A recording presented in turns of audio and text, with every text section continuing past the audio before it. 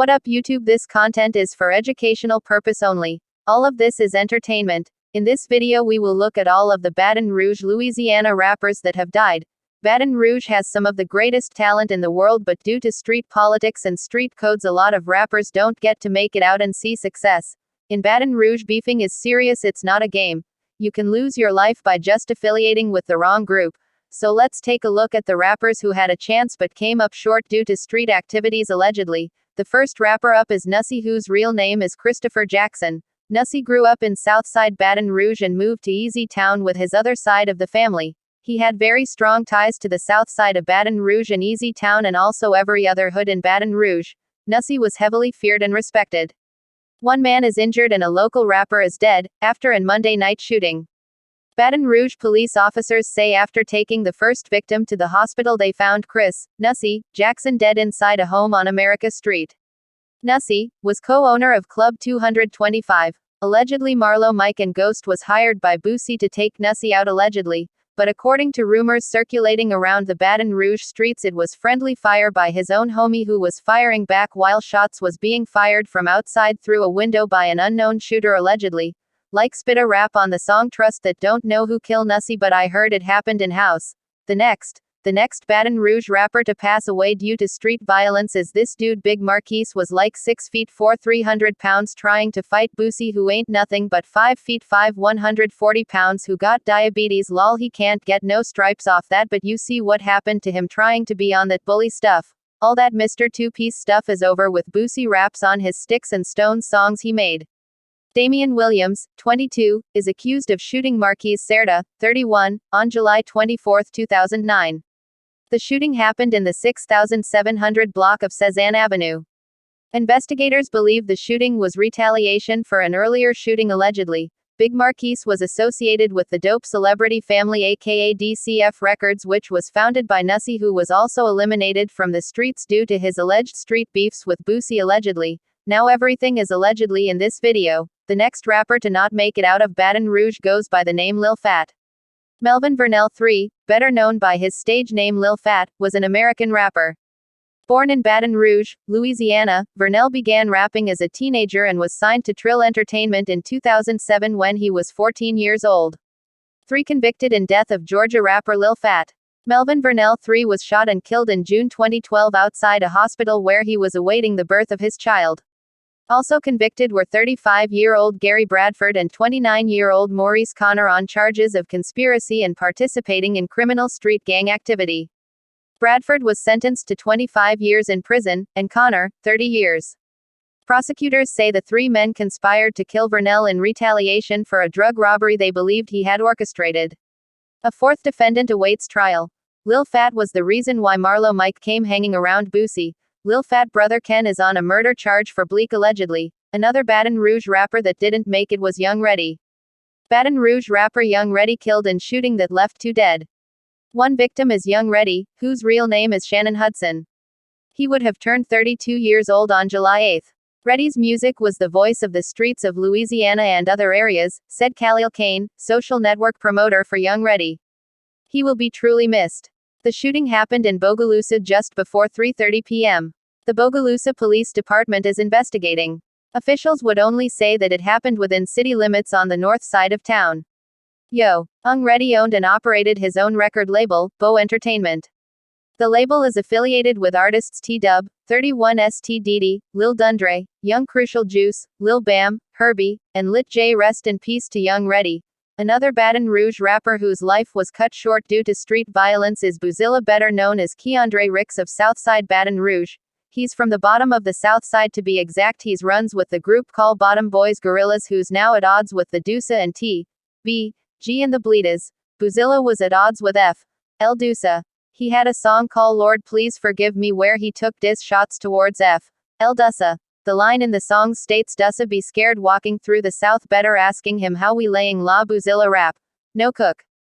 Keandre Ricks, better known as Boozilla or NBA Boosie, was an aspiring Baton Rouge rapper from the bottom of the South Side. He is known for being the cousin of NBA Youngboy and NBA Michi Baby and also a close friend to BBG Baby Joe. Boozilla used to hit licks such as run in houses, break in cars, and rob drug dealers. Boozilla robbed several TBG members, and that's how the friction between Boozilla and TBG began. He was also known for sliding on his enemies in the streets. In 2015, Boozilla and Youngboy fell out over a female named Brianna. This beef didn't last long and nothing happened behind it and was eventually squashed. Boozilla later started a feud with Florida gang member Deusa. Words were passed to each other and the beef heated up. Boozilla allegedly shot up a couple Florida gang members' houses and Deusa put a hit out on him. On November 2, 2016, Boozilla would be shot to death in the south side of Baton Rouge. This murder would spark retaliation shootings from BBG and NBA. Trishawn Coates was arrested for the murder of Boozilla allegedly. The next Baton Rouge rapper that didn't make it was rapper Zoe Rila, dies week after shooting on Winborn Avenue. Well-known Baton Rouge rapper who went by the name Zoe Rila died early Friday morning, nearly a week after he was shot multiple times near Wayne Drive and Winborn Avenue, Baton Rouge police spokesman SGT. LaJean McNeely said. Lorenzo Dixon, 32, was shot while sitting in a car at Yo Way Audio April 22 at about 2 p.m., McNeely said. He added that police do not have a suspect or motive in his killing. Dixon's manager, Damari Harding, of Travis James Entertainment, called the rapper one of the label's top talents and said he was told Dixon was getting his car cleaned when he was shot. Harding said Dixon selected the rapper name, Zoe Rila, because Zoe was a childhood nickname and Rila meant that he always kept it real with his family and friends. On the day of the shooting, investigators worked the scene into the early evening and a white car that appeared to be Dixon's was towed away, but there was a break in his case. Baton Rouge man arrested in 2017 murder for hire of rapper Zoe Rila, homicide witness. Dexter Collins, 39, was arrested for his role in both, accused of killing one man who witnessed a double murder and another who rose to fame as a local rapper. Collins was also wanted in the April 22, 2017, slaying of rapper Lorenzo Dixon, who was shot in the 4100 block of Winborn Avenue. Dixon, known as Zoe Rila, died several days later at a local hospital. Detectives learned Dixon was sitting in the driver's seat of a white Honda Accord when he was initially shot and later scrambled onto the pavement where his assailants fired again at close range. A witness told police that the leader of an organization of drug traffickers had ordered Collins and another man to kill Dixon, according to booking documents. Collins and the man fled the scene in a gray Chevrolet driven by Kelvin Lee Phillips. While Collins received $2,000 and 2 ounces of heroin for the slaying, Carter and other participants were promised promotions in the drug organization for their part in the crime, documents show. The getaway driver, Phillips, 41, of 4114 Prescott Court, was arrested Thursday in Dixon's death and booked on first-degree murder. The next Baton Rouge rapper who we have up that didn't make it due to street activities is Darrell G. Money. Baton Rouge police say 22-year-old Garrett Burton, more popularly known by his rap name, Darrell G. Money, was found dead after being shot and killed in his city. A man accused of gunning down Baton Rouge rapper G Money, and igniting a violent street beef between two rival rap crews, accepted a plea deal from prosecutors. DeAndre DeMarcus Fields, 28, nicknamed NBA Lil Pap, was an associate of local rap artist NBA Youngboy. According to a second-degree murder indictment filed against Fields 2 years ago, he was the triggerman who shot and killed G Money, 22, whose real name is Garrett Burton, outside his music studio on Dallas Drive in September 2017 allegedly. Some say he was not the shooter, just the fall guy allegedly. G Money had beef all over Baton Rouge at the time of his death. His death came 5 months after Zoe Rila death. Word on the streets is that G Money jack a plug from out of Bankstown and that they were connected to the same ones who put a hit on Zoe Rila allegedly. G Money brag about it in the song Jack Who. So you can't say NBA Youngboy had anything to do with that cause. If you know, you know. Baton Rouge is a place full of great talent, but due to the hatred it's barely impossible to make it out. People will envy you for no reason, they will hate you for your success. Everybody knows each other in some type of way, a lot are related down here in Baton Rouge. Another rapper that came up short was Lewis Robinson, also known as Louis Badaz. He's known for his single, Let Me Through Dis B, which was played by the Southern University Band during one of its halftime performances in 2016, according to The Advocate. It's still unclear how the shooting unfolded. He also had beef with the rapper Fredo Bang, but that beef had got squashed before Lewis had got step on allegedly. Yes, it is very real in the field in Baton Rouge. Another rapper we have that didn't make it was Boulevard Quick of T.B.G. Boulevard Quick dead at 25. Baton Rouge rapper killed near his home. Rapper Ashton Wells, better known as Boulevard Quick, was killed near his apartment complex on Monday. The 25-year-old, from Baton Rouge, was a G-Money and Fredo Bang affiliate. He also reportedly had a feud with rapper NBA YoungBoy. A Baton Rouge rapper known as Boulevard Quick was found dead early Monday after a shooting at an apartment complex just off Interstate 12 at Millerville Road. The body of Ashton Wells, 25, was found near a building at the Lakeside Villa Apartments in the 2400 block of Weldwood Drive about 12:30 a.m. Monday, said Baton Rouge police spokesman SGT.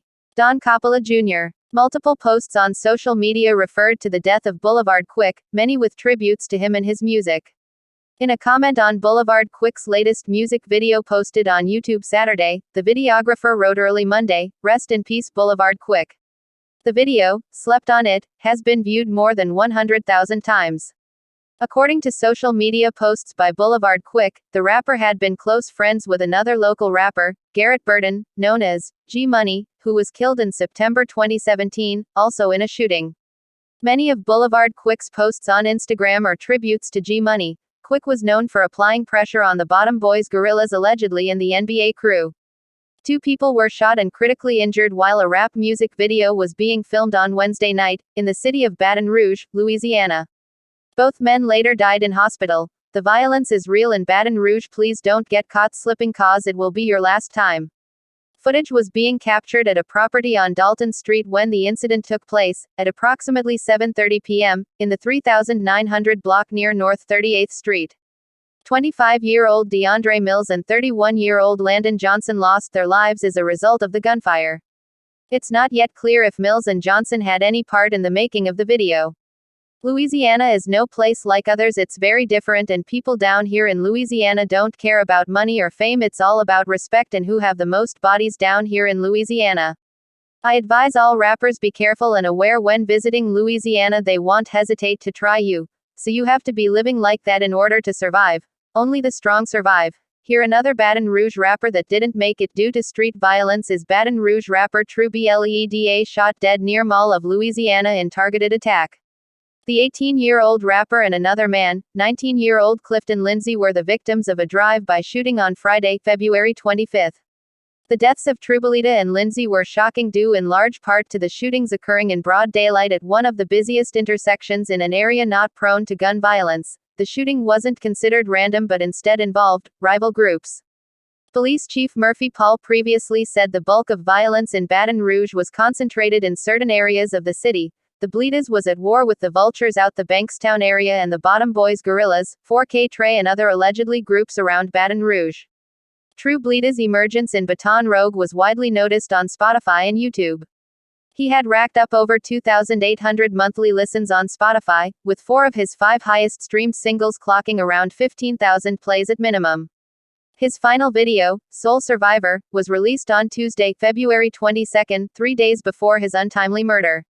I tell you, Baton Rouge is a place that will make or break you. Another rapper that didn't make it due to street violence is 7 Hardaway. He was part of the T.B.G. rap label. The shooting happened around 8 p.m. at Sherwood Place Apartments, just off Coursey Boulevard. The East Baton Rouge Sheriff's Office said the victim, 33-year-old Stanley Wright, was found dead in the parking lot. The department said Wednesday that deputies suspect Wright was specifically targeted in the shooting.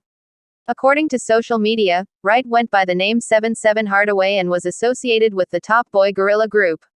Several photos showed Wright alongside well-known Baton Rouge rappers Lit Yoshi and Fredo Bang, who also have ties to the group and have been linked to a violent ongoing feud that's resulted in multiple shootings. It don't stop there. Another rapper we have that didn't make due to street violence is Hot Boy Nook. Police say a fight led to a deadly shooting near a Breck Park in Baton Rouge. The Baton Rouge Police Department said the shooting happened around 7:20 p.m. in the 3100 block of North Sherwood Forest Drive after a fight. Police said Nicholas Brock, 29, died at the scene. The Baton Rouge Police Department is investigating the shooting death of a 20-year-old man on Monday, March 28. Investigators said Frederick Harris, 19, was shot multiple times and died at the scene. The shooting happened on Birch Street near Scenic Highway around 4 p.m. Rest in peace to T.M.H. Free throw. a rapper who went by Teflon Webby and Wet the Block, was one of two men who killed each other in an apparent shootout in Baton Rouge on Tuesday afternoon, the sheriff's office said, and his death led to calls on social media for the violence to stop. The rapper, 21-year-old Ray Griffin, and Stephen Brown, 29, died in a broad daylight shooting on Denova Street, the sheriff's office said. Deputies were called to the 5000 block of Denova Street around 2 p.m. Tuesday in response to the shootings. The two victims had managed to leave the scene and get to the hospital, but both later died from their injuries. Witnesses told deputies that the two got into an argument that ended with them firing shots at each other, Hicks said. The investigation is ongoing. Two YouTube videos lament the loss of Griffin, referring to him as Teflon Webby and Wet the Block. Baton Rouge officials have attributed a number of shootings in the city to feuds between rival rap groups, some of which allegedly operate like criminal gangs. That was a brief history of some of the great Baton Rouge rapper that we have lost due to street activities and violence allegedly. Baton Rouge ranked as one of the most dangerous cities in U.S. for pedestrians. Baton Rouge is the 10th most dangerous city for pedestrians. Stay out of North Baton Rouge, period. You also don't want anything to do with the Plank Road area either. South Baton Rouge is a little trickier. There is nothing on Gardere that you need. Also, the area just outside of LSU headed downtown is bad too. Speaking of downtown, once you reach the limits of the Garden District, keep driving until you get to the downtown area. Don't go to the Greyhound bus station ever. I hope you enjoyed the content provided to you. Now hit the like, share, and subscribe button. Thanks for watching 318 Louisiana Legend YouTube channel. Make sure to subscribe. What up my YouTube community, we back at it with another one. In this video I will explain to you about what's going on in Baton Rouge, Louisiana and why you should be careful visiting Baton Rouge. It's really real down here, so like, share and subscribe. Detectives investigate deadly crash involving BRPD vehicle. Baton Rouge, La. WAFB detectives are investigating a deadly crash that involved a BRPD unit and multiple other vehicles late Friday night, October 20th. According to the Baton Rouge Police Department, the crash happened around 10:45 p.m. near the intersection of Government Street and South Foster Drive in Baton Rouge. Police said one person, Caleb James Chipetta, 38, was killed. The crash occurred as two uniformed BRPD officers were responding to an officer in need of assistance call on South 16th Street and Government Street, according to authorities. They added that there was a report of individuals carrying weapons. Police said that two officers tried to contact the individuals, and gunfire then broke out. An unknown number of people were shooting at officers. According to police, no officers were injured in the gunfire. Police said the individuals who were shooting at the officers took off from the scene, so it's unclear whether any of them were injured. Authorities. Police said that just before the crash happened, a marked BRPD Ford Explorer with lights and sirens activated was headed west on Government Street. The BRPD unit entered the intersection and crashed into a Chevrolet Impala that was headed south on South Foster Drive, according to BRPD. According to police, Chipetta was the driver of the Chevrolet Impala and died at the scene. Two officers were taken to a hospital with injuries as a result of the crash. Police said 6 additional vehicles were also struck during the crash. The investigation is ongoing. Baton Rouge, Louisiana is a dangerous place right now. You have to be safe and on point when you're in Baton Rouge, Louisiana. In other Baton Rouge news, the judge finds a Baton Rouge man guilty of killing father of 2 in ambush-style shooting. Devonta Ennis died in a hail of gunfire as he sat inside his vehicle while 2 SUVs trapped him and someone sprayed more than 20 bullets at him. A Baton Rouge judge this week ruled a man involved in the shooting guilty of second-degree murder following 3 days of testimony. Curtis Stewart Jr., 25, faces a mandatory life sentence for Ennis's 2021 slaying. District Judge Ebony Johnson Rose, who presided over the trial, set an October 31 sentencing date. Stewart had opted in August to forego a jury trial and have Johnson Rose determine his fate from the bench. She deliberated nearly 2 hours before rendering the guilty verdict Wednesday. He got justice now, Chimika O'Connor, the victim's mother, said Friday. My son can't come back. He can't see his kids, who are just starting school. He won't be able to be there for them throughout pre-K and all. But I'm just glad it's over with and that justice was served. The trial opened to unexpected controversy Monday when 2 of the state's key witnesses failed to appear to testify. Prosecutors from the East Baton Rouge District Attorney's Office filed motions Tuesday morning asking Johnson Rose to make pretrial statements from the two Baton Rouge women admissible as evidence, alleging Stewart conspired to pay off the pair. Investigators from the district attorney's office had served both witnesses with subpoenas to show up for the start of the trial. When they were no-shows, an investigator listened to a jailhouse phone call Stewart had Monday. During the recorded conversation, according to the prosecutor's filing, Stewart agreed to have his brother pick up a check from an attorney's office, cash it, then pay the two witnesses an undisclosed amount of money not to testify.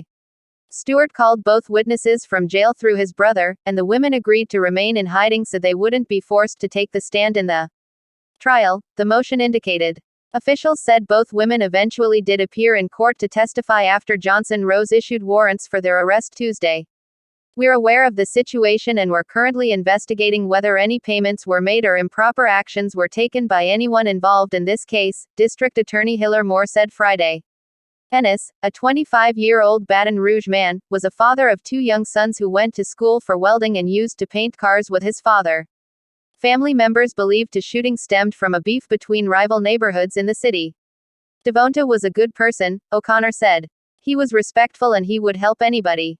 Ennis was sitting inside his Mercedes in the 4700 block of Prescott Road near Beechwood Drive when the shooting happened April 25, 2021. According to authorities, he was struck several times in the chest and arms when suspects used a Chevrolet Traverse and a Nissan Armada to block his vehicle from leaving. BRPD Detective Robert Blanchard testified this week that Ennis's vehicle was riddled with 22 bullets. An off-duty Baton Rouge firefighter tried to treat the victim, but Ennis died at the scene. Police found the SUVs used to barricade Ennis during the shooting on fire shortly afterward on Alexander Drive. Both had been reported stolen earlier in the day, police said. According to testimony this week, the vehicles were owned by two of Stewart's girlfriends.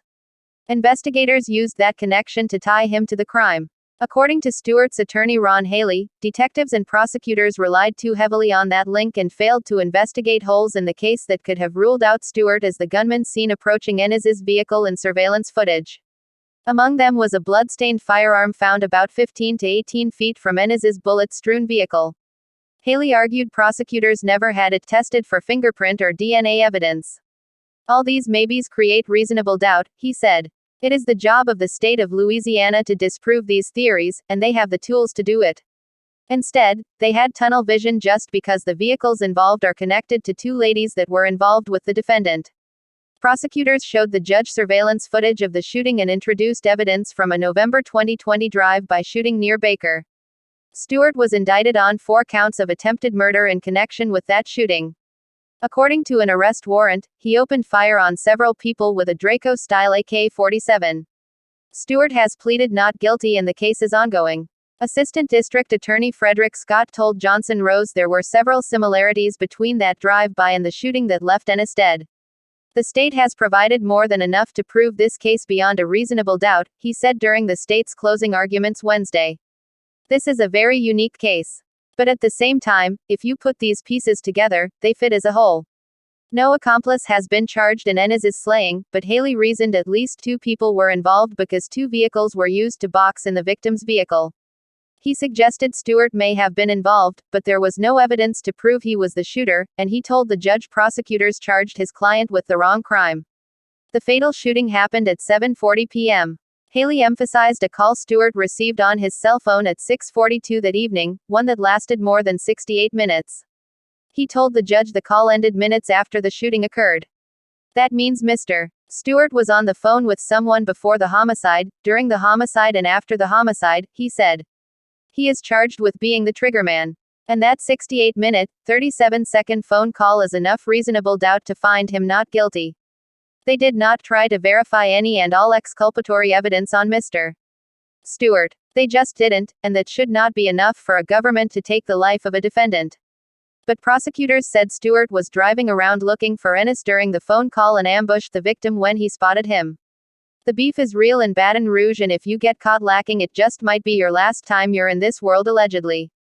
Baton Rouge, Louisiana, has been listed among the cities with higher crime rates, which has contributed to its reputation as one of the most dangerous cities in America.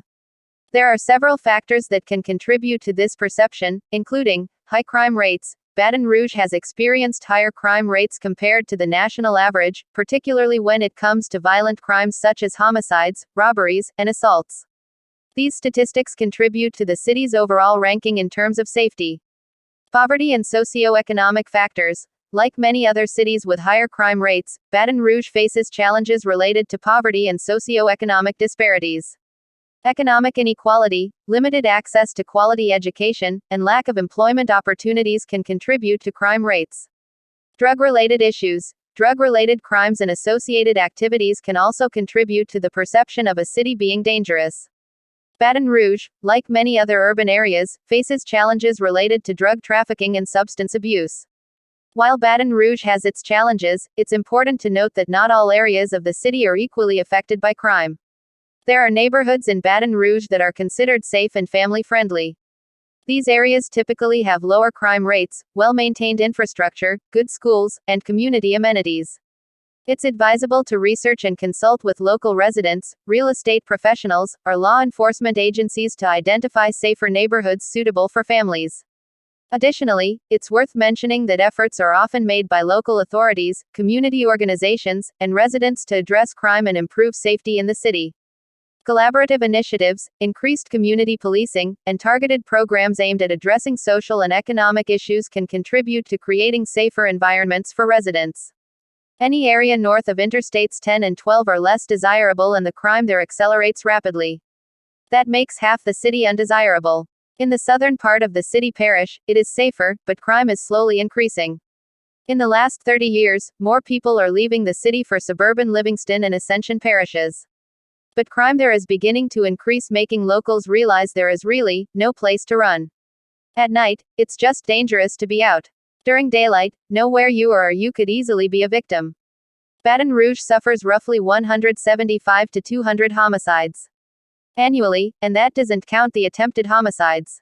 Those who are optimistic will tell you Baton Rouge is really no more dangerous than other cities, but what they're not telling you is Baton Rouge is flat out dangerous, and FBI statistics support that. First, if you've ever lived anywhere outside of the South, you'll realize upon arriving in Baton Rouge that it's very segregated racially and economically, not always on the surface, but it's most definitely there. Baton Rouge is largely a blue-collar town with white-collar money owing to the large amount of well-paying jobs in area chemical plants. Culture in Baton Rouge revolves largely around eating and college sports. There's a very healthy bar scene but little else to do unless you really look for it. While it's a large college town with 2 large universities and several smaller colleges, Baton Rouge is usually comprised of people who are here for a short time due to school or career and those who have been here forever. The people who have been here forever often tend to get very defensive about what's wrong with Baton Rouge, and the list is long. From public health woes to crime, there's a lot of room for improvement, but if, like most Baton Rougians, you are okay with not scratching the pretty surface of the city, it can be quite pleasant. Baton Rouge is growing and developing rapidly. However, your opinion of Baton Rouge may depend on whether you are moving there from a rural community or a metro area. If you are coming from a rural-ish area, Baton Rouge can provide a city life. There are restaurants, bars, and residential areas downtown, as well as in Perkins Row and Town Center. There are public parks and organized recreational sports. If you are moving there from a metro area, you may feel like there is not much to do. It takes some time to figure out Baton Rouge living. Here are some things that are consistent regardless of where you are moving from. The traffic is terrible, especially on Interstate. It is a college town. LSU is life. It is the heartbeat of the community. Tailgating and LSU football is amazing. Go check it out at least once in your lifetime. Especially the Southern University Jaguars, aka the Human Jukebox. By the way, it's way better than LSU and Grambling State University. Go Jaguars, but back to the content. Everyone is an LSU fan. Many Baton Rouge natives are such huge fans it's almost annoying. They can be found wearing purple and gold any day of the week, any time of the year. Professionals even wear purple and gold ties regularly and have LSU-themed offices. Don't even mention an NFL team like the Saints, they don't care. But don't get it twisted, South Baton Rouge is mostly like the suburbs of any other mid-sized city. There are many nice subdivisions, shopping centers, restaurants, and most recreational activities are supported. The population can probably best be described as upper middle class, with a large percentage of jobs being supported by the petrochemical industry. Segregation has been mentioned as a negative, but in a city that is about 50/50% black-white, that is relative. South Bridge is more white than North Bridge, but that doesn't seem to be a huge issue.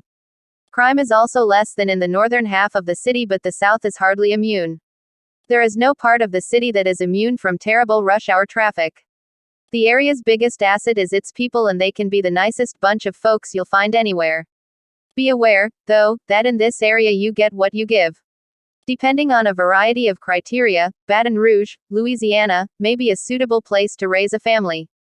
Here are some things to think about. Education. Children have a variety of educational opportunities in Baton Rouge because of the city's outstanding public and private schools, several colleges, and institutions.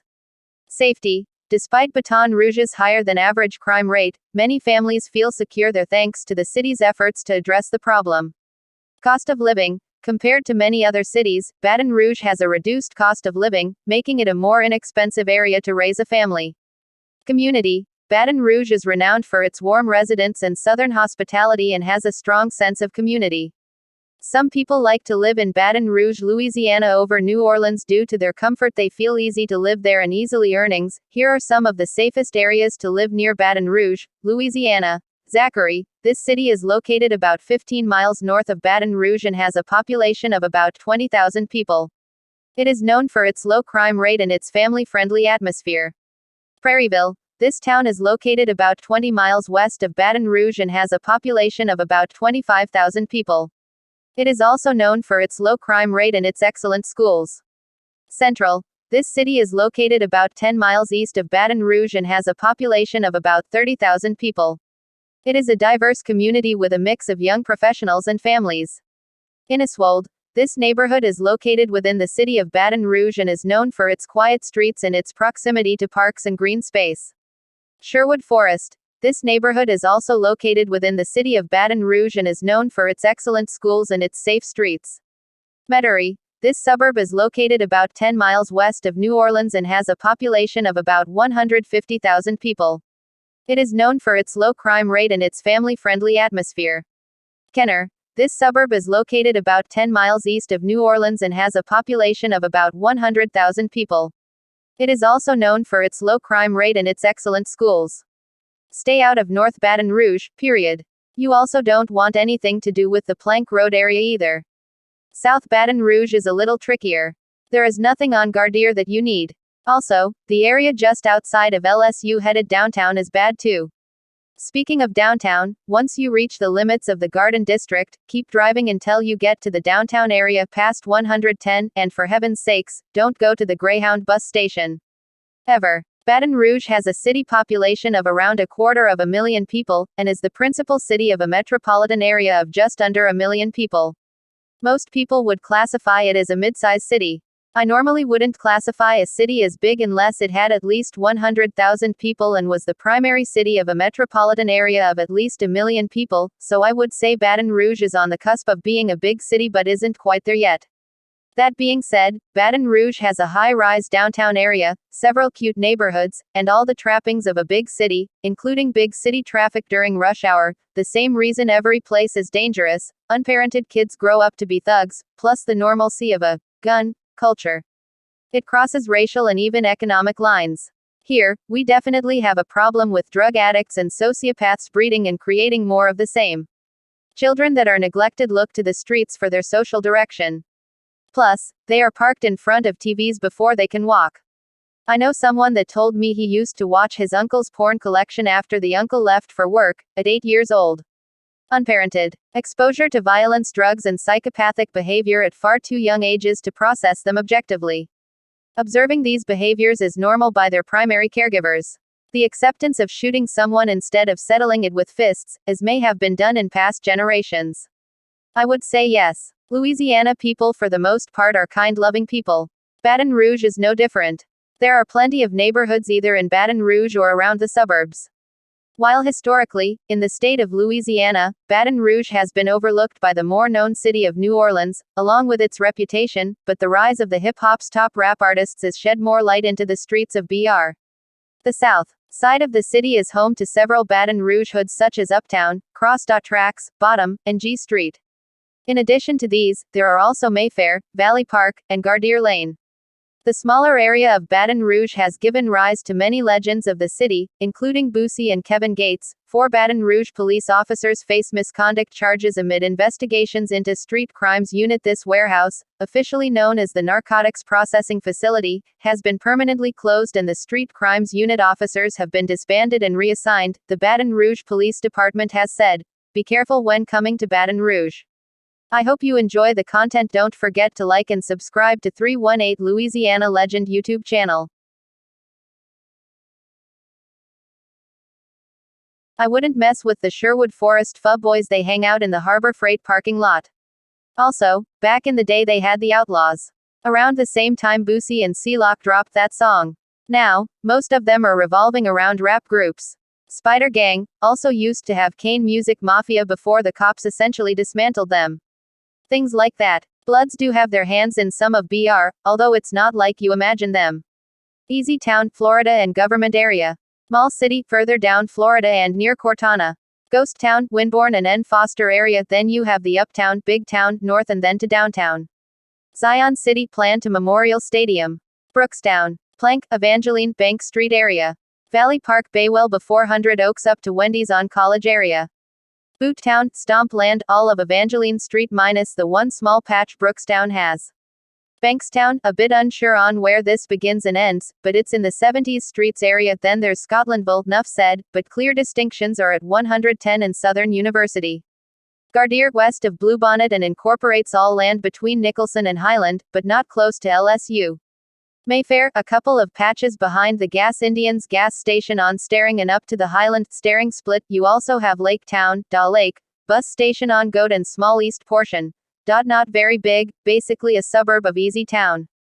Glen Oaks, Oaktown, Gangsta City, all east and west of Silverleaf Drive, deceptive neighborhood, mostly houses that look nice. At night, throw out the playbook.